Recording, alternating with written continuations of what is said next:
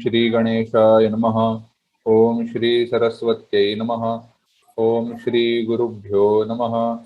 श्रुतिस्मृतिपुराणानाम् आलयं करुणालयं नमामि भगवत्पाद शङ्करं लोकशङ्करं शङ्करं शङ्कराचार्यं केशवं बादरायणं सूत्रभाष्यकृतौ वन्दे भगवन्तौ पुनः पुनः।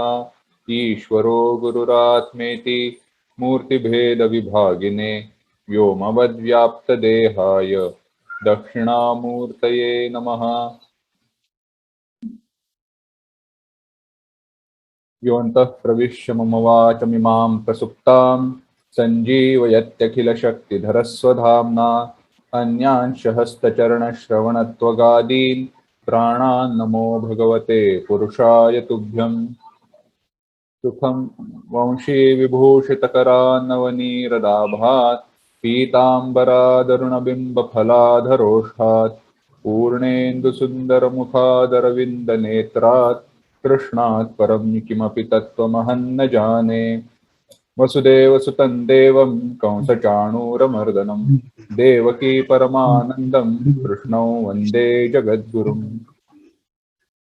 आज के चिंतन को शुरुआत करने से पहले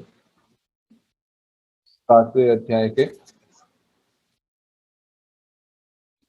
पहले श्लोक से लेकर 8वें अध्याय पहले श्लोक से लेके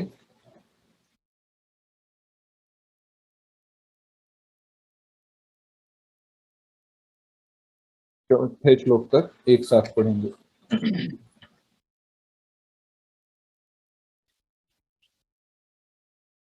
ओम श्री परमात्मने नमः।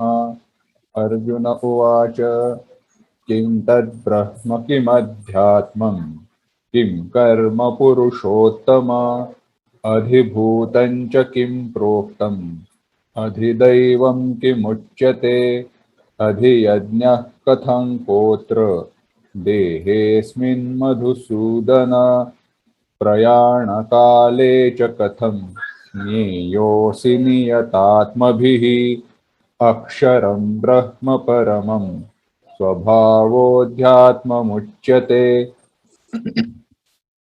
भूतभावोद्भवकरः विसर्गः कर्म संज्ञितः अधिभूतं क्षरो भावः पुरुषश्चाधिदैवतम् अधियज्ञोऽहमेवात्र देहे देहभृतां वर।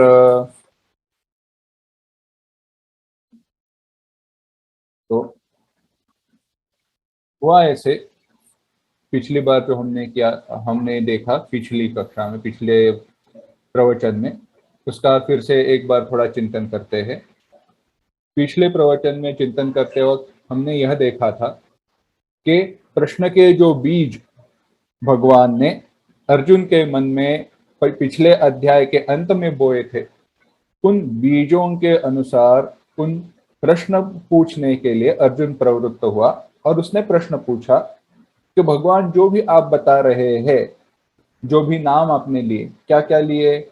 ब्रह्म, अध्यात्म, कर्म, अधिभूत, अधिदैव, अधियज्ञ और प्रयाण काले, मृत्यु के समय में आपको जानने का प्रकार कैसा है, किस प्रकार आप जाने जा सकते हैं। एक प्रश्न हुआ, हे पुरुषोत्तम, हे भगवान, ब्रह्म क्या है, अध्यात्म क्या है, कर्म क्या है, अधिभूत किसे कहते हैं, अधिभूत किसे कहते हैं, अधिदैव किसे कहते हैं, और इस देह में अधियज्ञ कौन सा है। इसके बाद पूछा, और संयत चित्त वाले जो योगी है उनके द्वारा आप मृत्यु के समय में, प्रयाण काल के समय में कैसे जाने जा सकते हैं। अब इनका हमने उत्तर देखा था, पर फिर से एक बार उसको हम स्पष्टता से देखेंगे।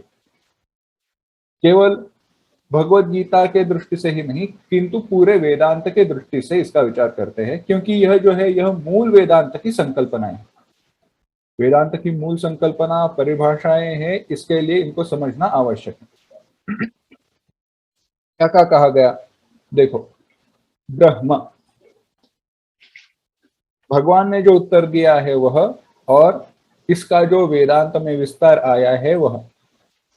क्योंकि भगवत गीता को जब हम उपनिषदों का सार कहते हैं, तो उपनिषदों में जो भी भगवत गीता में कहा गया है उसका विस्तार है, और विस्तार को देखे बिना सार समझ में नहीं आ सकता। तो भगवान कहते हैं अक्षरम ब्रह्म परमम। ब्रह्म क्या है? वो परम अक्षर जो है वह ब्रह्म है। अच्छा, अक्षर और परम, दो शब्द उसको उपयोग किए, इस्तेमाल किए, दो शब्दों का उपयोग किया गया। एक है अक्षर और दूसरा है परम। यानी अगर वाक्य बनाया जाए तो ऐसे होगा, वह परम अक्षर जो है, वह परम अक्षर जो है वह ब्रह्म है। क्या? वह परम अक्षर जो है वह है ब्रह्म। अब परम अक्षर को ब्रह्म कहा गया। अच्छा, पर अभी भी समझ में नहीं आया, क्योंकि हमें परम और अक्षर, इन दोनों में जो संगति है, क्या बताना चाहते हैं, इस सबको समझना चाहिए, समझना आवश्यक है। तो ऐसे कहा गया कि वह जो अक्षर है वह ब्रह्म है, वह परम अक्षर ब्रह्म है। पहले अक्षर इस शब्द का अर्थ देखते हैं और परम इस विशेषण को भी देखते हैं।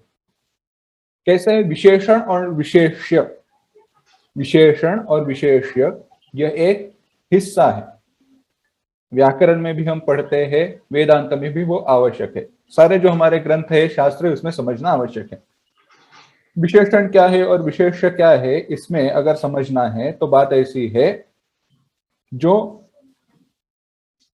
व्यापक है, जो व्यापक है, जिसका विस्तार ज्यादा होता है, और जो दूसरे शब्द के साथ अन्वित किया जा सकता है, जोड़ा जा सकता है, वह होता है विशेष्य। जो व्यापक है और दूसरे शब्द के साथ जोड़ा जा सकता है वह है विशेष्य। और जो भेद करता है, छोटा करता है, जो बाकी वस्तुओं को दूर करता है, वह है विशेषण। उदाहरण बताते हैं।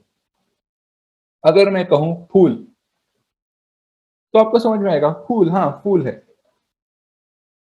पर अगर मैं कहूं नीले रंग का फूल या नीले रंग का कमल, कमल तो बहुत सारे हैं, बहुत सारे रंग के हैं, बहुत जगह पर है।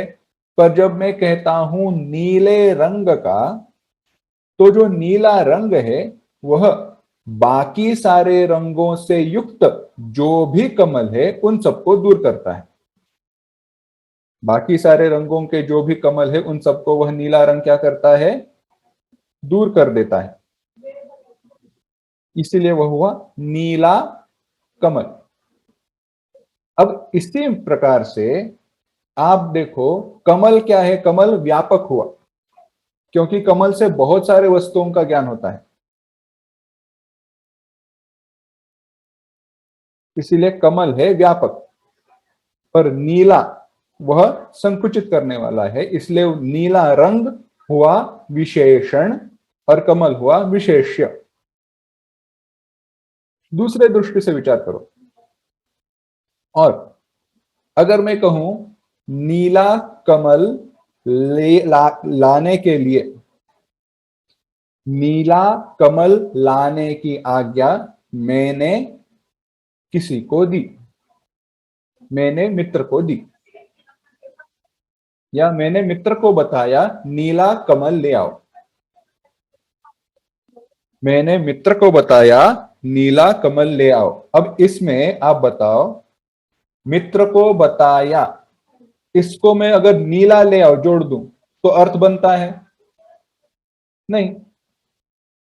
मित्र को मैंने बताया नीला ले आओ, अर्थ नहीं बनता। परंतु मैंने मित्र को बताया कमल ले आओ, क्या अर्थ बनता है? हाँ बनता है, इसीलिए कमल हुआ विशेष्य। इसी प्रकार से यहां पे जो अक्षर, यह जो लक्षण ब्रह्म का बताया, उससे विशेषण जोड़ दिया परम। अब यह अक्षर क्या है और परम क्या है, इसका विचार करते हैं, क्योंकि ब्रह्म का लक्षण बताया गया। अक्षर वह है जो कभी भी क्षरता नहीं, जो कभी भी घटता नहीं है, जिसका कभी भी विनाश नहीं होता। कैसे है? वेदांत में 6 विपरिणाम बताए गए, 6 चीजें बताई गई, 6 लक्षण बताए गए, जिसके द्वारा वस्तु की उत्पत्ति और विनाश समझ आते हैं।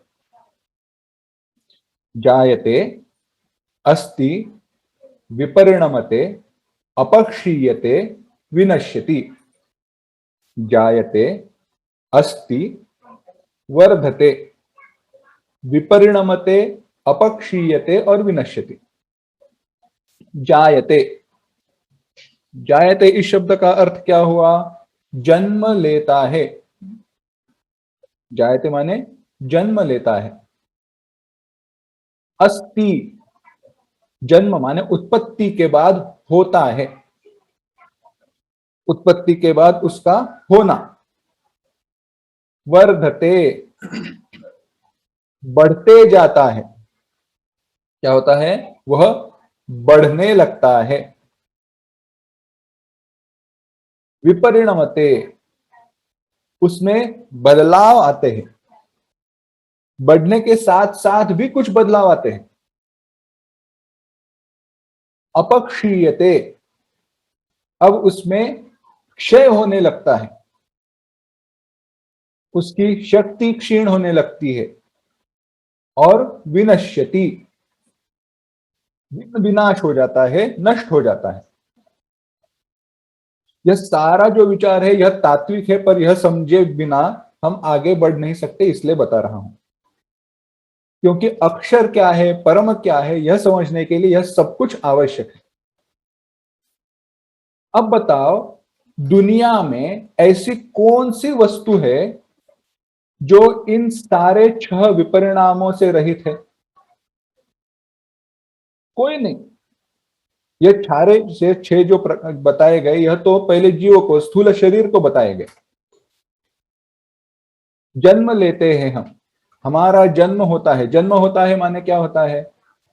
पहले हमारा जो अभाव था,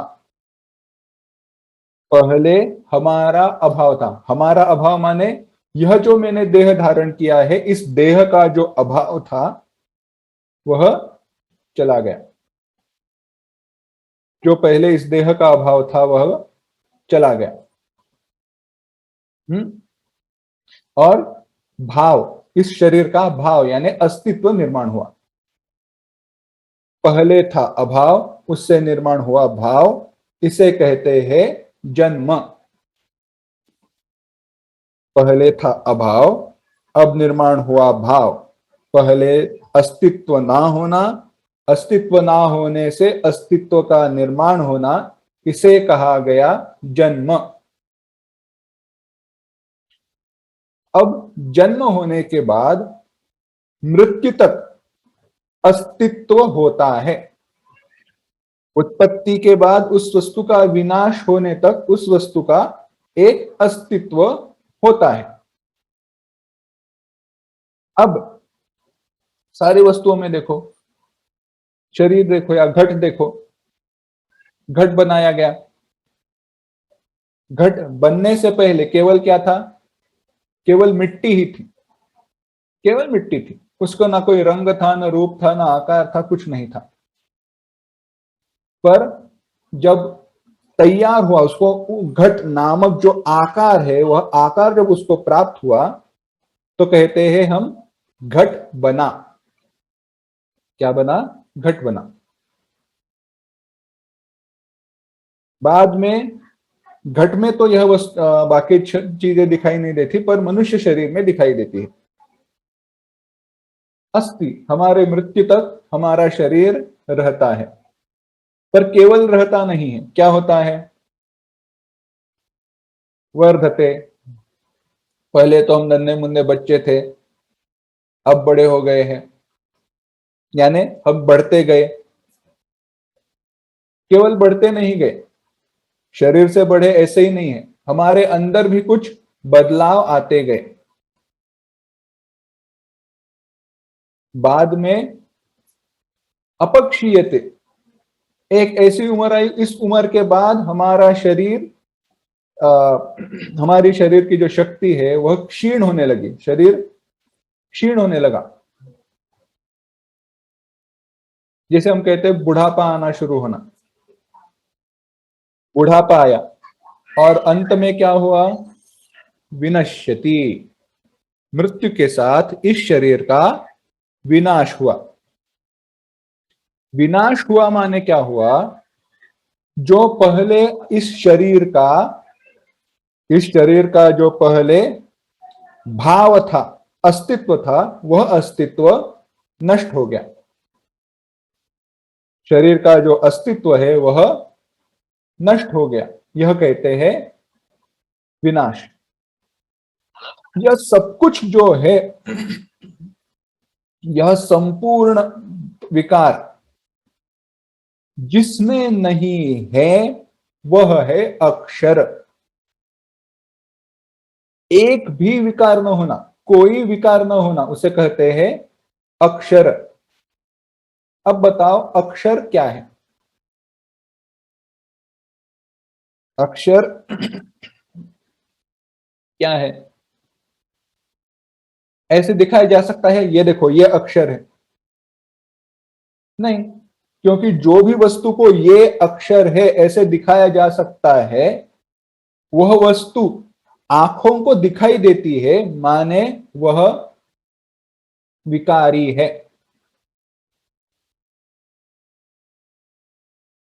आंखों को दिखाई देने वाली प्रत्येक वस्तु, हर वस्तु विकारी है, उसमें विकार है, बदलाव आते हैं। जिसमें बदलाव आते हैं, विकार होते हैं, उसी वस्तु का हमें इंद्रियों के द्वारा ज्ञान होता है।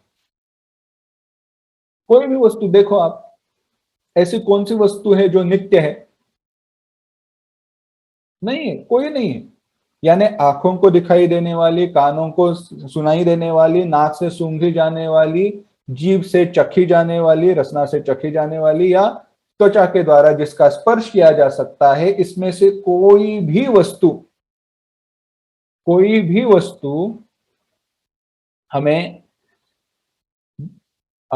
ये अक्षर होती नहीं है। यानी सृष्टि में जिसका निर्माण हुआ है, सृष्टि के द्वारा निर्मित, सृष्टि में निर्मित जो भी कोई वस्तु है वह कैसी है? वह विकारी है, उसमें विकार है ही। अच्छा, तो अभी हमें चाहिए अविकारी। तो एक हो सकता है, जैसे हमने देखा था, सोने के गहने, यानी जिससे गहने बने, गहनों में बदलाव आते हैं, विकार आता है, विकार आते हैं, पर सोने में कभी कमी नहीं आती। सोने का सोनापन, उसका जो सोनापन जो है, उसका जो गुणधर्म है, उसका जो स्वरूप है, वह कभी नहीं बदला। तो जहां से यह संपूर्ण सृष्टि की उत्पत्ति हुई है, उसका जो मूल कारण है वही हो सकता है अक्षर। वही क्या हो सकता है? वही हो सकता है अक्षर।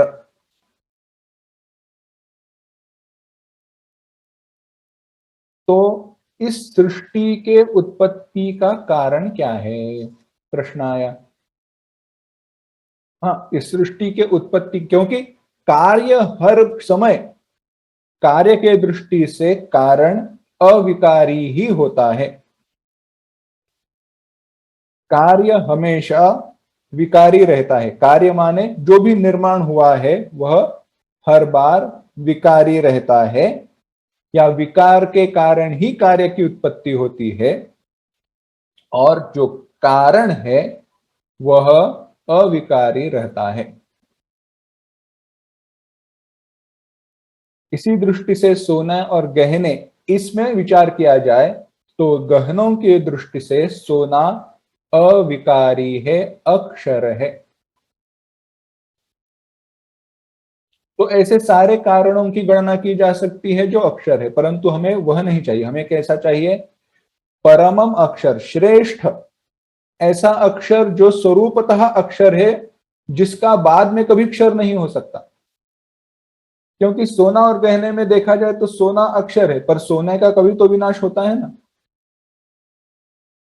सोना कभी ना कभी नष्ट होने वाला है। यानी सृष्टि की दृष्टि से विचार किया जाए तो जैसे सृष्टि विकारी है, वैसे भी सोना विकारी है। तो ऐसे कारण ढूंढते जाओ पीछे पीछे, एक का कारण दूसरा, दूसरे का कारण तीसरा, तीसरे का कारण चौथा, ऐसे करते करते जहां पर आने के बाद सारा हमारा यह विचार, यह सारी हमारी अन्वेषणा रुक जाती है, विचार रुक जाता है, स्तब्ध हो जाता है। ऐसा जो है, जो इस जगत का अभिन्न निमित्त उपादान कारण कहा गया, वह अक्षर है। वह क्या है? अक्षर है। और उसी अक्षर को कहा गया ब्रह्म।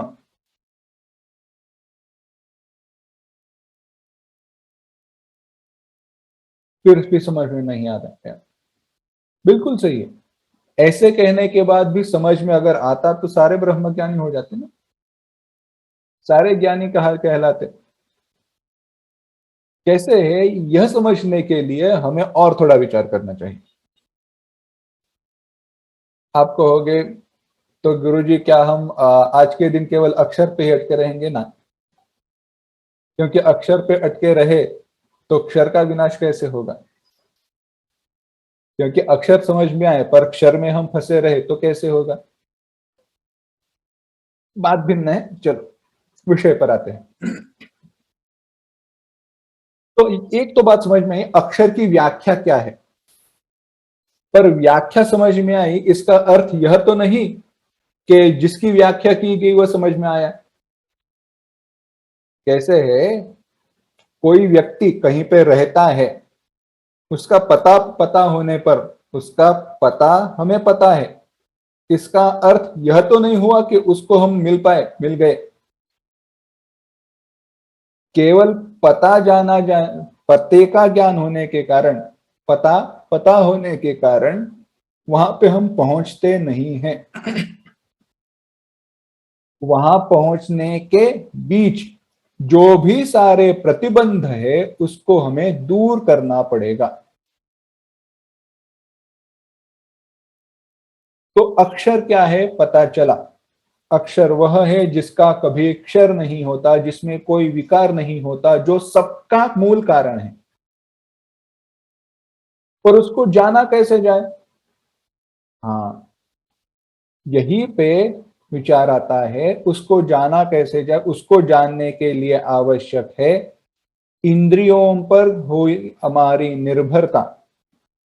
हमारा जो इंद्रिय निर्भरता जो है, इंद्रियों के द्वारा ही हम जानने का प्रयास करते हैं, उसको छोड़ना पड़ेगा। क्योंकि इंद्रियों के द्वारा जो वस्तु क्षर है, विकारी है, उसी को जाना जा सकता है, अक्षर को जाना नहीं जा सकता। तो उसको जाना कैसे जाए, अगली भगवत गीता है, उसको हम देखेंगे। तो अक्षर हुआ जिसमें क्षर नहीं है, विकार नहीं है, जो नित्य है, भूतकाल में था, वर्तमान में है, भविष्य में भी रहेगा, वह है अक्षर। पर परम क्यों कहा? क्योंकि भगवान कहते हैं उसी अक्षर का वाचक, उस अक्षर का वाचक एक अक्षर बताया गया। कौन सा? ओम। ओम इत्येकाक्षरम ब्रह्म, उपनिषदों ने कहा। योग में आया तस्य वाचकः प्रणवः, उसका वाचक क्या है? प्रणव है, ओंकार है। यह प्रणव उसका वाचक है माने क्या? उसका द्योतक है, प्रकाशक है। वह प्रणव ब्रह्म नहीं है, वह ओंकार ब्रह्म नहीं है, वह वाचक द्योतक है। वाचक द्योतक माने क्या? अ, ऐसे समझो, अगर मैं कहूं घड़ी,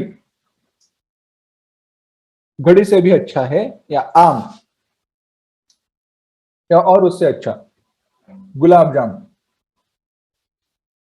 अब यह जो सारे मैंने शब्द कहे, घड़ी, आम, गुलाब जाम, और जो भी शब्द आपके मन में आते हैं, क्या वो शब्द के स्मरण होने के बाद, सुनने के बाद आपको उन वस्तुओं का स्मरण होता है? मैं कहता हूं घड़ी, तो ऐसी कोई घड़ी याद आती है, अरे मेरे हाथ पे घड़ी नहीं है, अभी कहां पे है, विचार करते हैं। और आपकी घड़ी कैसे दिखती है, उसका पूरा जो रंग रूप है वो आपके मन में आ जाता है। आम कहते हैं तो अरे वहां से आम लाए थे, वो बहुत अच्छे थे, अब तक वैसे आम चखने के लिए वापस नहीं मिले हैं। गुलाब जाम कहते हैं तो सारा वो उसका जो रंग है, रूप है, चाशनी है, उसके ऊपर रखे हुए पिस्ता और ये क्या कहते हैं, बादाम के टुकड़े है, सब कुछ याद आता है, पूरा रंग रूप याद आता है। पर इसमें से क्या गुलाब जाम इन अक्षरों में लिखा है? आम यह अक्षरों में है, घड़ी इन अक्षरों में है। घड़ी देखा जाए तो वर्ण कितने हैं? 4 वर्ण हैं, 2 अक्षर है समझो। पर इसमें से कोई भी अक्षर में वह वस्तु नहीं है, पर फिर भी उसको सुनने पर, कहे जाने पर, पढ़ने पर उस वस्तु का ज्ञान होता है। यही है द्योतकत्व और वाचकत्व। उस वस्तु को जानने के लिए कोई तो एक हमें आधार चाहिए, आलंबन चाहिए। इसके लिए उन शब्दों की रचना की गई, उपयोग किया गया। व्याकरण में या शास्त्रों में चिंतन किया गया, उन्होंने कहा सबसे पहले क्या निर्माण होता है, तो सबसे पहले अर्थ निर्माण होता है। सबसे पहले निर्माण क्या होता है, तो अर्थ। क्या है? अर्थ निर्माण होता है। और वह जो अर्थ है, उस अर्थ को प्रकट करने के लिए, प्रकाशित करने के लिए शब्दों की रचना की गई। उस अर्थ को प्रकाशित करने के लिए शब्दों की रचना की गई। वह शब्द भिन्न हो सकते हैं, शब्दों में भेद हो सकता है, परंतु अर्थ द्योतित की गई वस्तु में कभी भेद, बदलाव नहीं आता। अगर मैं कहूं क्षीर, दूध, मिल्क, सारे अक्षर भिन्न है, सारा आवाज, सारे ध्वनि भिन्न है, परंतु तीनों के द्वारा एक ही वस्तु का ज्ञान होता है, वह है दूध। क्या? एक ही वस्तु का ज्ञान होता है, दूध का ही ज्ञान होता है, बाकी दूसरे वस्तु का ज्ञान नहीं होता। क्षीर कहाँ गया? संस्कृत में है, बहुत रेयरली, यानी कोई आसानी से मराठी या हिंदी में हमारी लौकिक भाषा में उपयोग नहीं करता। पर क्षीर, क्षीर माने दूध ही है, दूध माने मिल्क। उन सब से हमें एक ही वस्तु का ज्ञान होता है, पर सारे अक्षर भिन्न है, क्योंकि यह वाचक है। यह वाचक शब्द, अक्षर, वह वस्तु नहीं है। इसी प्रकार से जब ओम इत्येकाक्षरम ब्रह्म कहा गया, ओम क्या है? एकाक्षर ब्रह्म है। तो ऐसे जब कहा गया तो ओम ब्रह्म है, पर किस दृष्टि से? वाचिक दृष्टि से। वाचक दृष्टि से, वाचिक नहीं, वाचक दृष्टि से। क्योंकि ओम यह जो उच्चारण है, ओम यह जो अक्षर है, उसका अर्थ विस्तार इतना सूक्ष्म है कि वह हमें उस ब्रह्म के नजदीक बहुत करीब ले जाने की क्षमता रखता है। ब्रह्म के नजदीक, ब्रह्म के करीब ले जाने की क्षमता रखता है। इसका अर्थ क्या हुआ? इसका अर्थ यह हुआ कि उसमें जो ब्रह्म के भिन्न जो भी हमारे मन में अर्थ है, ब्रह्म भिन्न जो भी हमारे मन में विचार है, अर्थ है, उनको दूर करने का सामर्थ्य इस ओंकार में है। और फिर से बताता हूं, जो भी ब्रह्म भिन्न अर्थ विचार हमारे मन में है, उन विचारों को दूर करने का सामर्थ्य ओंकार में है। और यह ओंकार किसका वाचक है? ब्रह्म का वाचक है। तो इसीलिए ओम को ही ब्रह्म कहा गया। पर वाचक है, यानी उसका निर्माण होता है, विनाश होता है, एक दृष्टि से देखा जाए तो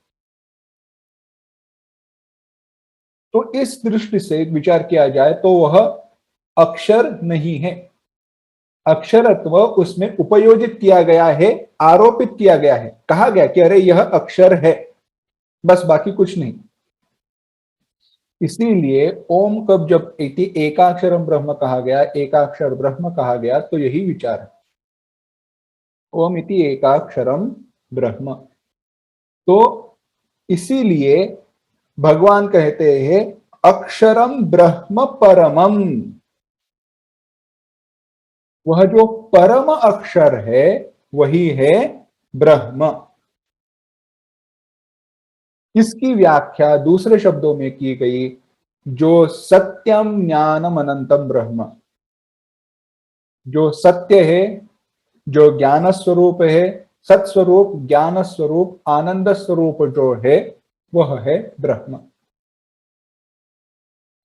इसका विचार यहीं तक रखते हैं।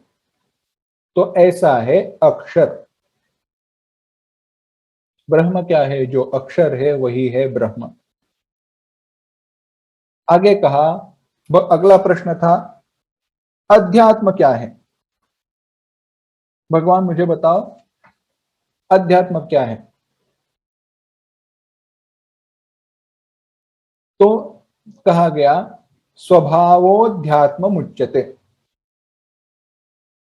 जो स्वभाव है, जो स्वभाव है, उसे अध्यात्म कहते हैं। स्वभाव माने क्या?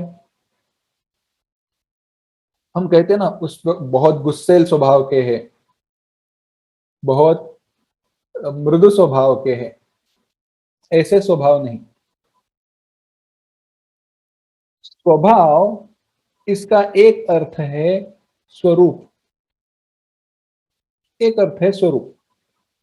पर यहां पे जो अर्थ अपेक्षित है वह कैसे कहा कि स्वभाव अध्यात्म उच्यते। तो स्वस्मिन् भाव स्वभाव, अपने में जो उसका भाव माने अस्तित्व है, स्व में जो उसका अस्तित्व है, उसे कहा गया स्वभाव। भगवान भाष्यकार इसका विस्तार करते हुए, अर्थ बताते हुए कहते हैं तस्य एव परस्य ब्रह्मणः प्रतिदेहम प्रत्यगात्म भावः स्वभावः।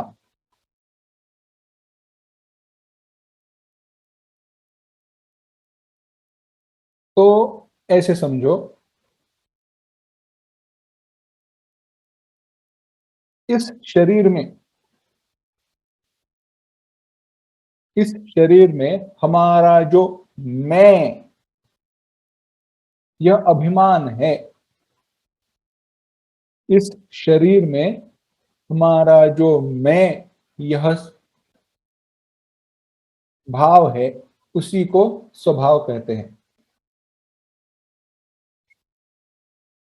अभिप्राय यह है कि आत्मा यानी शरीर को आश्रय बनाकर, आत्मा माने शरीर को आश्रय बनाकर उसमें अंतरात्म भाव से रहने वाला और जो परमार्थतः ब्रह्म है वही तत्व स्वभाव है। दूसरा शब्द इसके लिए उपयोजित किया जा सकता है, वह है साक्षी। ये क्या कह रहे हो, पहले जो शब्द है वह समझ में नहीं आते और अब नए शब्द ला रहे हो। पर क्या करे, नए शब्दों को लाए बिना पुराने शब्दों का अर्थ तो समझ में नहीं आता। बिल्कुल कठिन नहीं है, या बिल्कुल समझने के लिए बिल्कुल भी कठिन नहीं। देखो, जैसे हमने पहले विचार किया था, हम सब लोग एक एक इकट्ठा मिले, प्रत्यक्ष में मिले, और आप सबको पूछा गया, हम सबको पूछा गया, आपका अभिनाम बताइए, आप कौन है। तो हम सब क्या कहेंगे, मैं ये हूं, मैं प्रणव हूं, जो भी है हमारा नाम वह हम कहते जाएंगे। क्योंकि हम वह नाम क्यों लेंगे, क्योंकि इस शरीर को वह नाम दिया गया है। मैं जब मेरे शरीर का मेरी पहचान कराता हूं तो उसी नाम से कराता हूं, और मेरी पहचान माने क्या, इस शरीर की पहचान।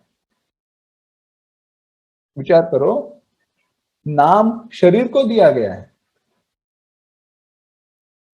नाम मुझे नहीं दिया गया। अगर दूसरे शरीर के साथ में कहीं चला जाऊं तो क्या होगा, वो हम चित्रपट मूवी में वगैरह देखते हैं ना, कि कॉमेडी रहता है कुछ, कि एक की आत्मा दूसरे के शरीर में जाती है, दूसरे की आत्मा इसके शरीर में आती है और सब गड़बड़ी हो जाती है। चलो, उसमें कितना सत्य है कितना झूठ है कितना हो सकता है वह बात छोड़ दो, पर उस व्यक्ति को पता है कि मेरा नाम है श्याम, पर लोग उसे पुकारते हैं राम, क्योंकि वह राम के शरीर में है। यानी नाम किसको दिया गया है, नाम दिया गया है शरीर को। अब ऐसे वो शरीर को दिया गया हमारा जो नाम है, हमारी जो उपाधियां है, हम जो भी अपने बारे में जानते हैं, उस सबको हम बाजू में हटाते हैं, बाजू दूर करते हैं। उस सबको दूर करने के बाद मेरा प्रश्न यह है, उस सबको दूर करने के बाद क्या बचा, केवल मैं, है ना। मैं चला गया क्या, मैं चला नहीं गया, पर यह जो मैं है, यह क्या है, यह हमारा है अहंकार। यह जो मैं है यह है हमारा अहंकार। इस हमारे अहंकार को दूर करने के बाद, हमारे अहंकार को दूर करने के बाद जो भी बचता है, अहंकार को भी दूर करो तो जो बचता है वह है स्वभाव, वह है साक्षी।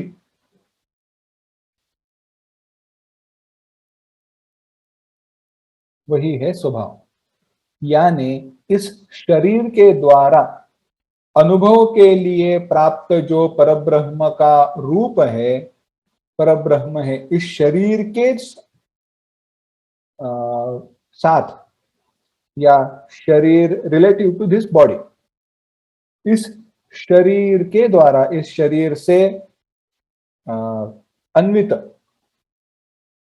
जो अनुभव के लिए उपलब्ध ब्रह्म है, उसे कहा जाता है स्वभाव। उसी को अंतरात्मा कहते हैं। अंतरात्म भाव से रहने वाला जो परब्रह्म तत्व, उसको कहा गया अध्यात्म। तो अब देखो, हम आध्यात्मिक है या नहीं है, क्योंकि अध्यात्म शब्द का अर्थ परब्रह्म है, तो परब्रह्म को जाने बिना हम आध्यात्मिक नहीं हो सकते। हाँ, खोजने की दृष्टि से हो सकते हैं, पर वह अर्थ भिन्न है। दूसरी बात बता देता हूं, अध्यात्म इस शब्द का अर्थ बहुत आसान है। अधि माने कोई स्थान, और आत्म, आत्मा माने मैं, यह भाव। अधि माने स्थान, और आत्म यानी मैं, यह जो हमारा भाव है उसे कहते हैं आत्मा।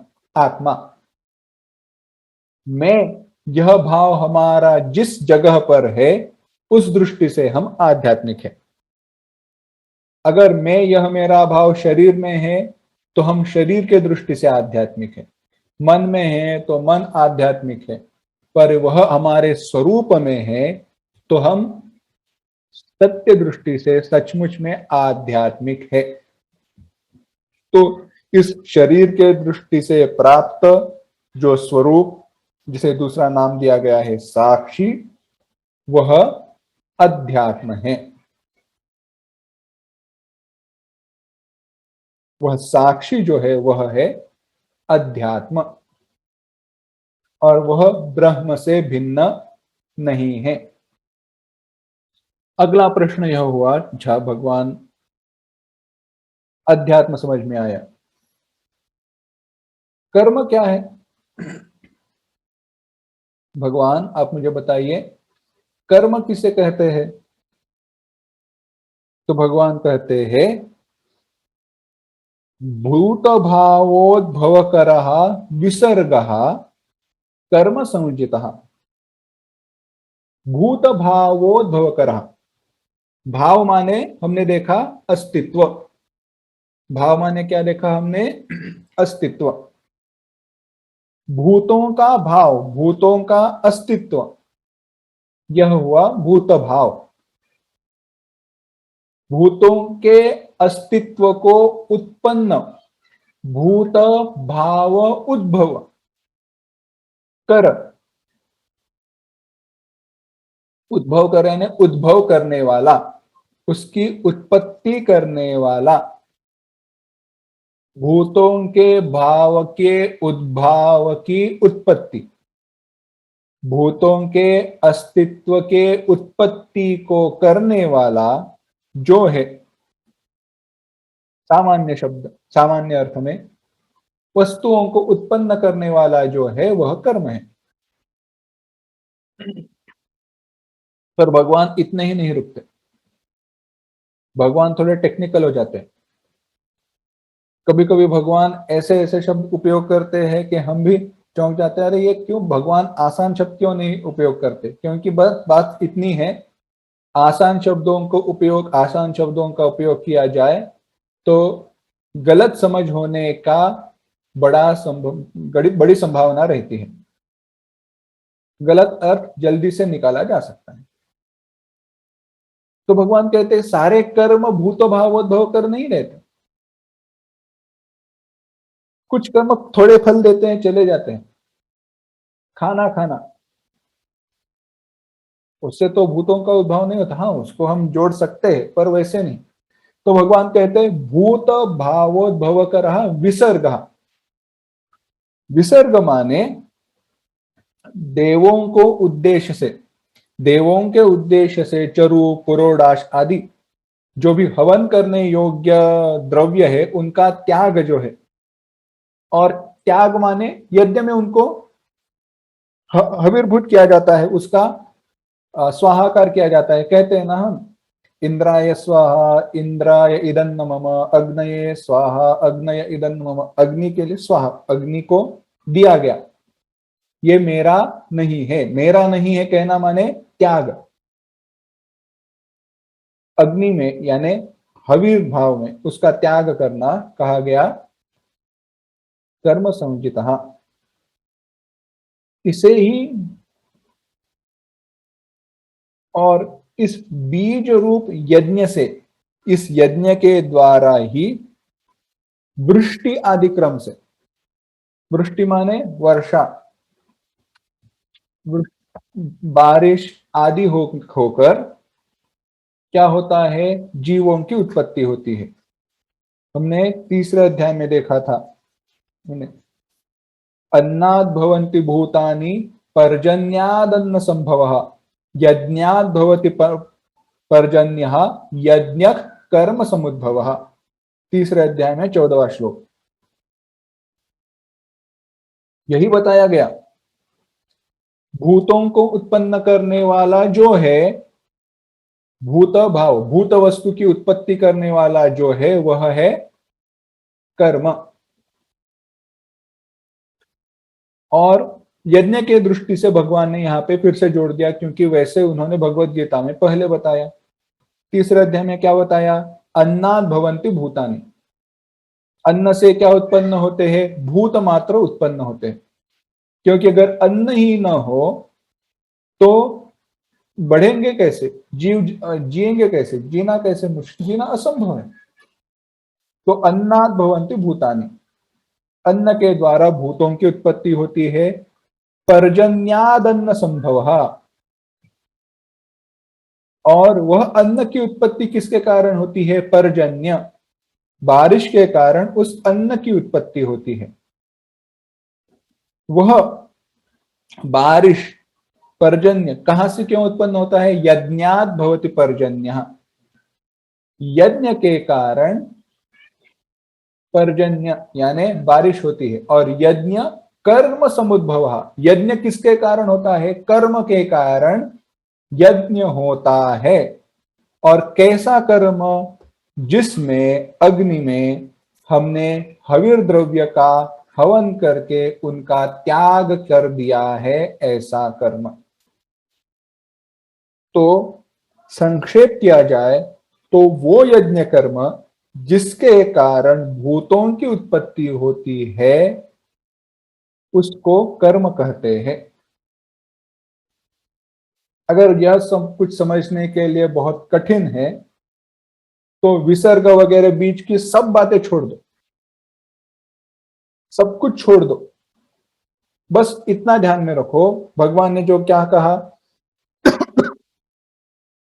भूत भावोद्भव करः कर्म संचितः, जिसके कारण भूतों की उत्पत्ति होती है उसे कर्म कहते हैं। और भूतों की उत्पत्ति किसके कारण होती है? हमने देखा है, हमारा जन्म किसके कारण है?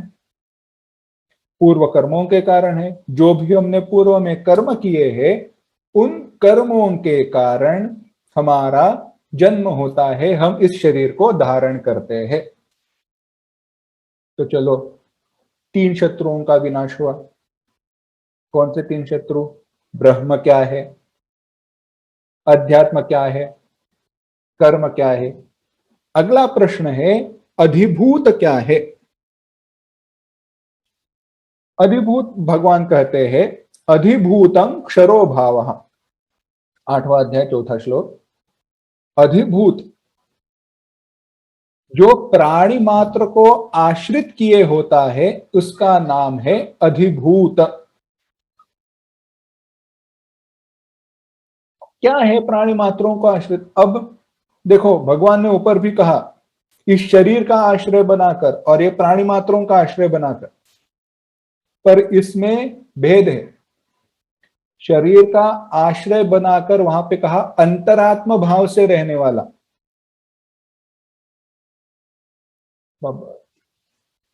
कभी कभी लगता है प्रवचन करते वक्त कुछ बातों को कहने से पहले विचार करना चाहिए, क्योंकि अब इसमें भेद बताना है तो फिर से थोड़ा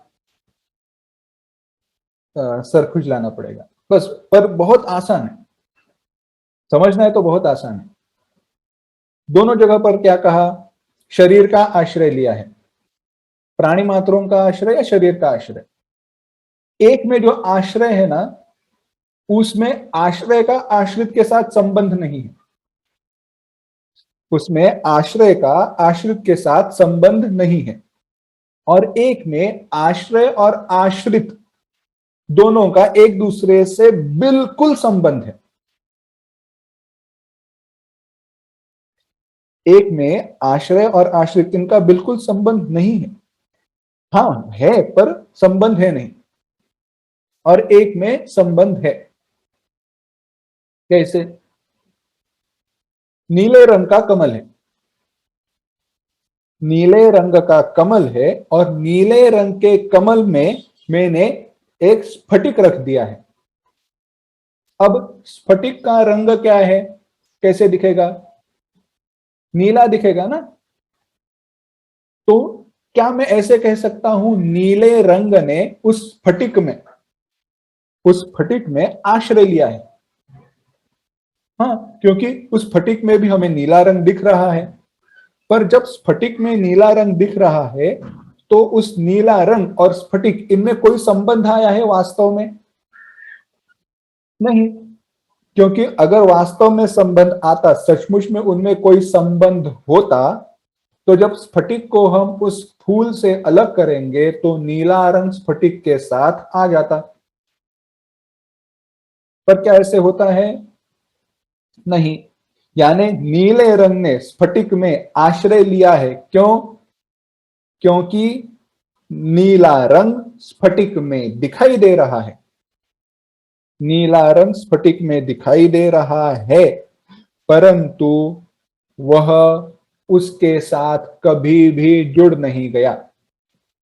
ऐसे ही शरीर में संबंध सचमुच में आए बिना अंतरात्म भाव से जो रहता है वह है साक्षी, वही है हमारा अध्यात्म। वहां पे आश्रय इस दृष्टि से है, स्फटिक का नीला रंग। परंतु जो कमल है, कमल का जो नीला रंग है ना, क्या कमल को दूर करेंगे तो नीला रंग वहीं पे पीछे रह जाएगा? नहीं। नीला रंग कमल के साथ आता है क्योंकि उसमें एक घनिष्ठ संबंध है, एक दूसरे से वो जुड़े हैं, एक गहरा संबंध है उनमें। यह है प्राणी मात्र को आश्रित किया हुआ जो है वह।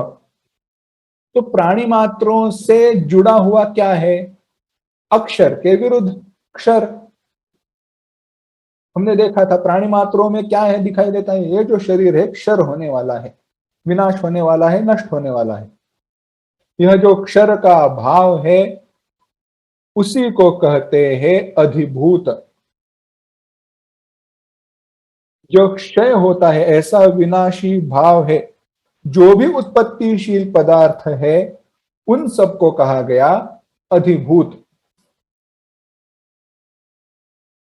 यानी जो भी उत्पन्न हुआ है उन सबको कहा गया अधिभूत। जो भी उत्पन्न हुआ उसको कहा गया अधिभूत। तो अधिदैवत क्या है? तो भगवान कहते हैं पुरुषश्चाधिदैवतम। जो पुरुष है वह अधिदैव है। जो पुरुष है वह अधिदैव है। अब पुरुष इस शब्द के बहुत सारे अर्थ हैं। अब एक अर्थ है जीव, एक अर्थ है ईश्वर, एक अर्थ है परमात्मा, एक अर्थ है हिरण्यगर्भ।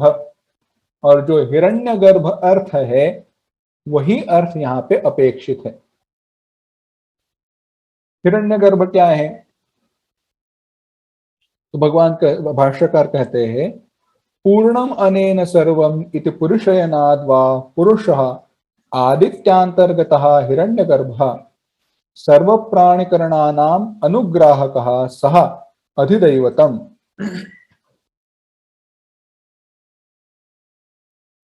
अधिदैवत, दैवत माने चेतना देने की कृपा करने वाला। चेतना देने की कृपा करने वाला जो है उसे कहते हैं अधिदैवत। इस दृष्टि से समझना,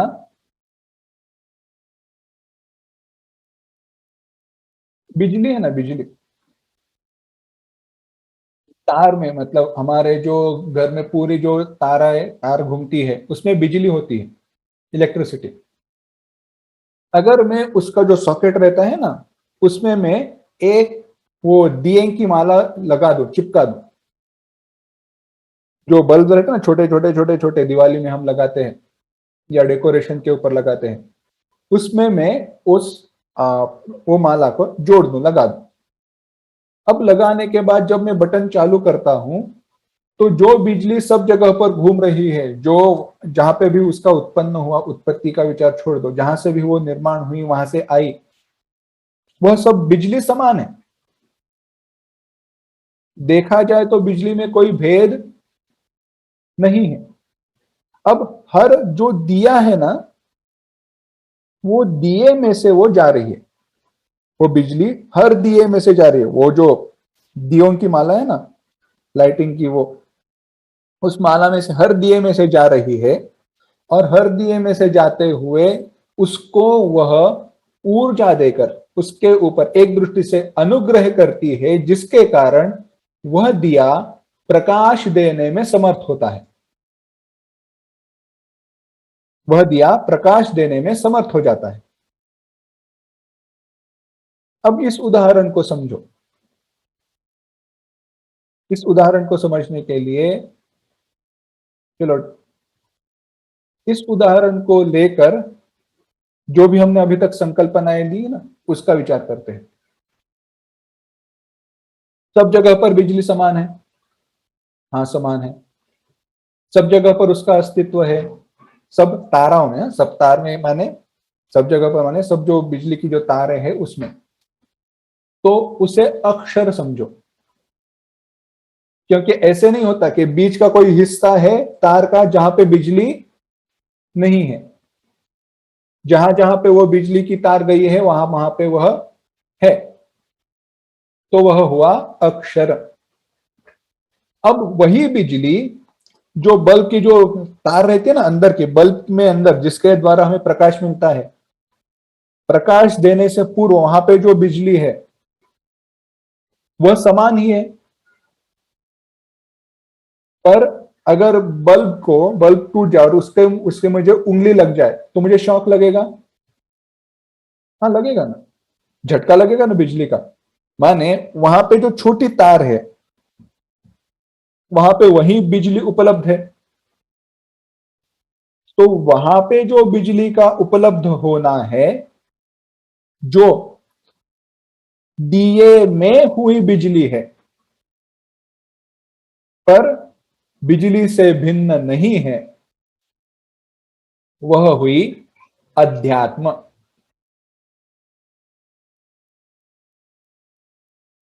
वह हुई अध्यात्म। और अब आगे बढ़ते हैं।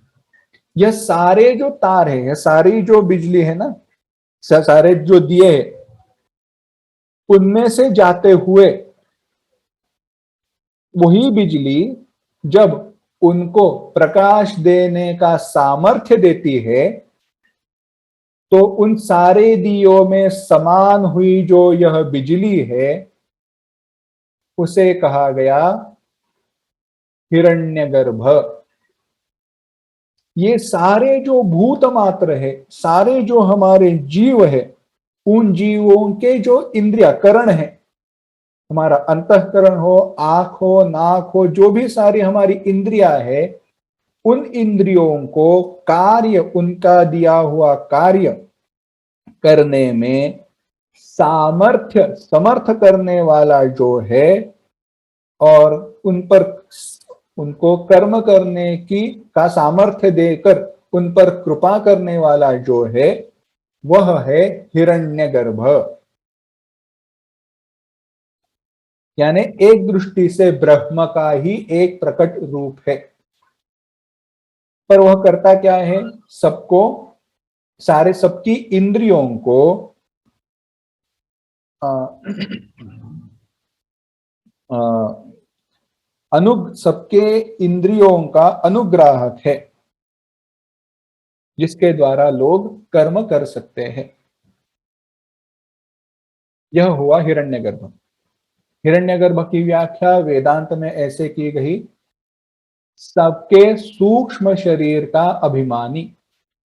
हमारे सबके जो सारे सूक्ष्म शरीर है उनका अभिमानी, उन पर अनुग्रह करने वाला जो है वह हुआ हिरण्यगर्भ।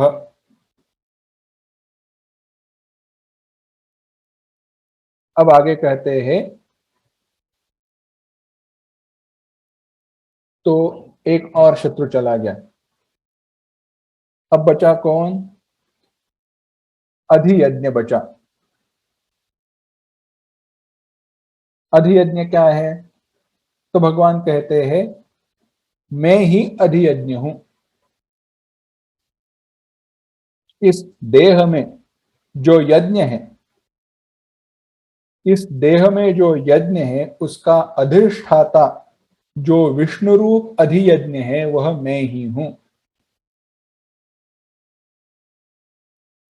अब यज्ञ शरीर में रहने वाला है, ऐसे क्यों कहा गया? क्योंकि शरीर है तो ही यज्ञ हो सकता है। शरीर के अभाव में, अगर हमारा यह शरीर ही नहीं होता तो क्या यज्ञ कर हो पाता? नहीं। शरीर के अभाव में कभी भी यज्ञ हो नहीं सकता, इसीलिए उसे कहा गया यज्ञ। तो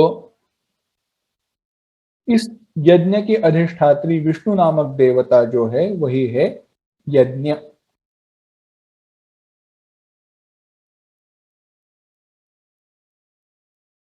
तो इस देह में जो भगवत स्वरूप प्राप्त है, ब्रह्म नहीं, यज्ञ के दृष्टि से। वैसे देखा जाए तो देह से इसका संबंध यज्ञ के दृष्टि से जोड़ा गया है, परंतु यज्ञ की जो अधिष्ठात्री देवता है वह भगवान कहते हैं मैं ही हूं, वही है अधियज्ञ। परंतु वह इस शरीर में उपलब्ध है, क्योंकि शरीर का यज्ञ से नित्य संबंध है। बस इतना ही रखो, क्योंकि इसका जितना विस्तार करोगे उतना यह विचार ज्यादा क्लिष्ट होने वाला है। देह के द्वारा यज्ञ होता है, यज्ञ की अधिष्ठात्री देवता विष्णु है। भगवान कहते हैं वह जो अधिष्ठात्री देवता है वह स्वयं में हूं, परंतु वह यज्ञ शरीर से नित्य संबंध होने के कारण शरीर में उपस्थित है।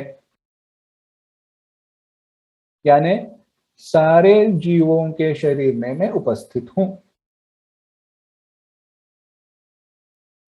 तो अब आखिरी प्रश्न आता है अर्जुन का। अर्जुन कहता है, भगवान मुझे बताओ, प्रयाण काले च कथम ज्ञेयोसि नियतात्म भी, जो संयत चित्त वाले योगी है उनके द्वारा प्रयाण काले कथम ज्ञेयसी, प्रयाण काल में, मरण काल में आप किस प्रकार से जाने जा सकते हो, किस प्रकार से आपको जाना जा सकता है? तो उसका भगवान उत्तर देते हैं, 5वां श्लोक देखना।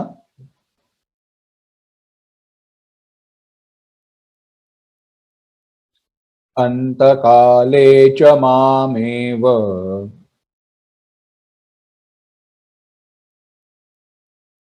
स्मरन् मुक्त्वा कलेवरम् यः प्रयाति समद्भावम् याति नास्त्यत्र संशयः।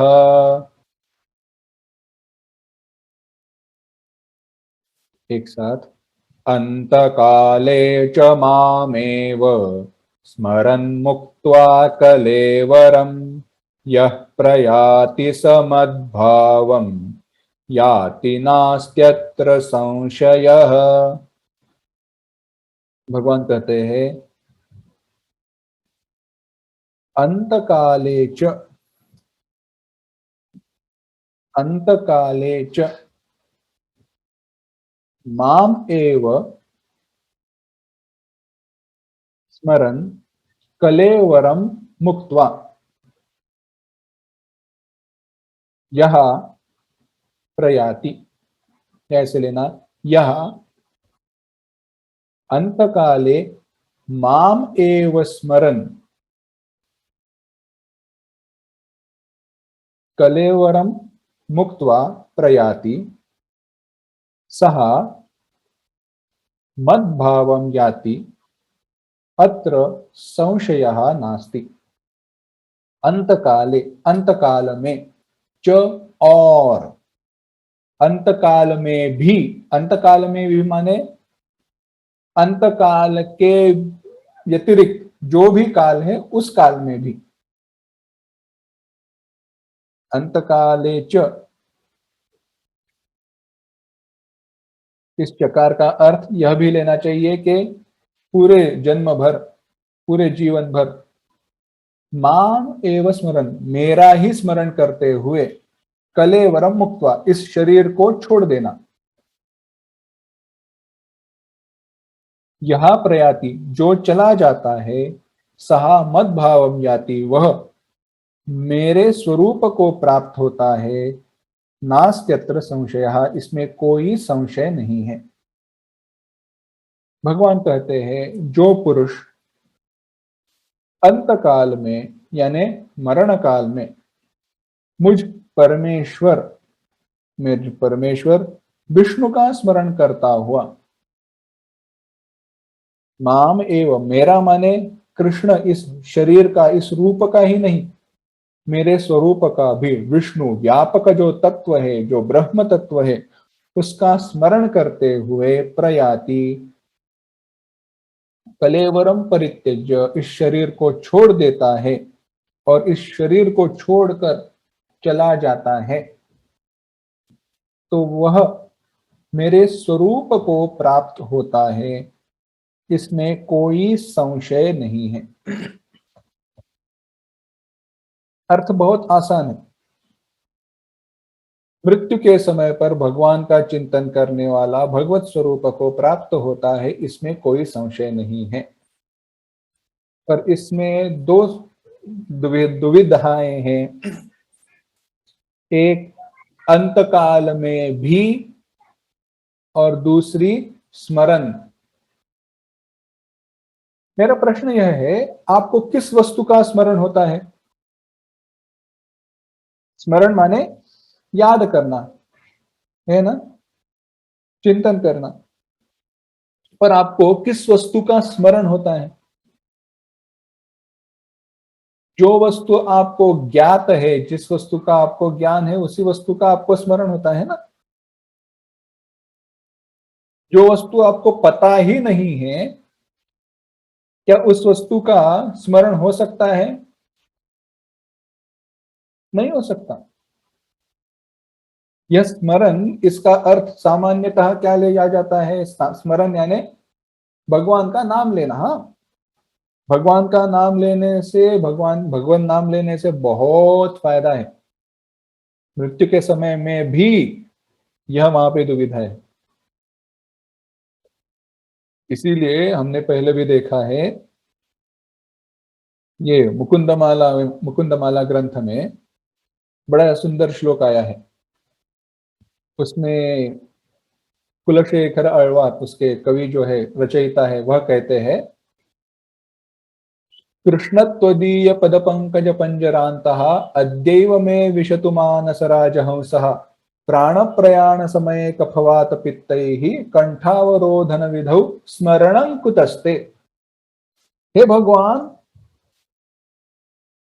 प्राण प्रयाण समय, जब प्राण चले जा रहे हैं, इस शरीर को छोड़ने का समय आ गया है, मृत्यु का समय आ गया है, कफ वात पित्त ही कंठावरोधन विधो, कफ वात पित्त सब हिलने डुलने लगते हैं, उसके द्वारा कंठ अवरुद्ध हो जाता है, बड़े परिश्रम होते हैं, बड़ा दर्द होने लगता है, मानसिक कष्ट रहते हैं। ऐसी अवस्था में, ऐसा जब दर्द हो रहा हो, ऐसा दुख हो रहा हो, उस अवस्था में स्मरणं कुतस्ते, तुम्हारा स्मरण कहां से होगा? क्या तुम्हारा स्मरण हो सकता है? नहीं हो सकता।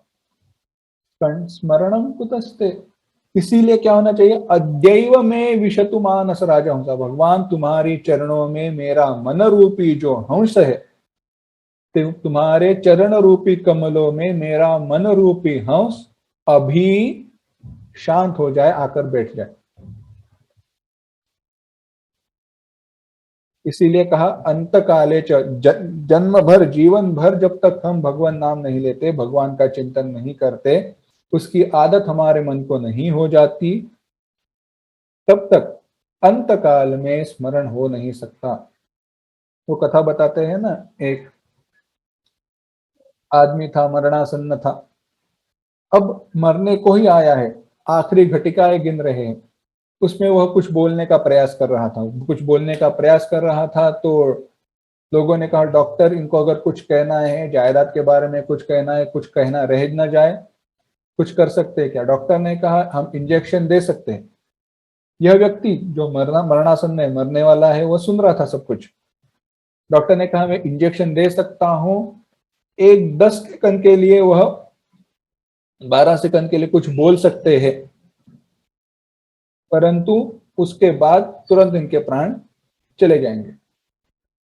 घर वालों ने कहा कोई बात नहीं, तो इंजेक्शन दिया गया। इन्होंने पुकारा अरे नारायण, उनका पहला बेटा आया। अरे कृष्णा, दूसरा बेटा आया। अरे गोविंद, तीसरा बेटा आया। अरे लक्ष्मी, बेटी आई। सबको पुकारा, सब आ गए। सब आने के बाद उन्होंने कहा अरे मूर्खों, तुम सब लोग यहां पे हो तो दुकान पे कौन है? प्राण चले गए। यानी सबके उन्होंने नाम रखे थे भगवान के। क्यों? अंतकाले स्मरण। अंतकाल में, क्योंकि अजामिल की उन्होंने कथा सुनी थी, अंतकाल में भगवान का नाम लिया जाए, स्मरण हो जाएगा। पर स्मरण किसका हुआ? दुकान पे कौन है? या दूसरी कथा बताई जाती है, वह बकरी झाड़ू खा रही, उसको भगाओ, यानी बकरी का स्मरण हुआ। ऐसे नहीं होता है। जन्म भर उसकी ये आदत हमें डालनी चाहिए। जब तक आदत नहीं होती तब तक अंत काल में वह स्मरण हो नहीं सकता। इसीलिए कौन से तो विशेषण बताए, देखो, हम केवल अंत काले च मामेव स्मरण मुक्त्वा कलेवरम यह सब सुनते हैं, पर अर्जुन ने प्रश्न में विशेषण बताया था, नियत आत्म भी, नियत चित्त जो योगी है, उनके द्वारा, किस द्वारा आप जाने जा सकते हो? यानी जब तक हम नियत आत्मा, संयत चित्त होते नहीं हैं, तब तक अंत काले च मामेव यह हम कह नहीं सकते। पर केवल यह बात अंतकाल के लिए ही नहीं है, बाकी भी विषयों में है। इसका विचार भगवान बताएंगे, हमें भी इसका विचार देखना है, पर वह हम अगली बार देखते हैं। ओम असतो मा सद्गमय, तमसो मा ज्योतिर्गमय, मृत्योर्मा अमृतंगमय। ओम शांति शांति शांति। हरि ओम। श्री गुरुभ्यो नमः। हरि ओम।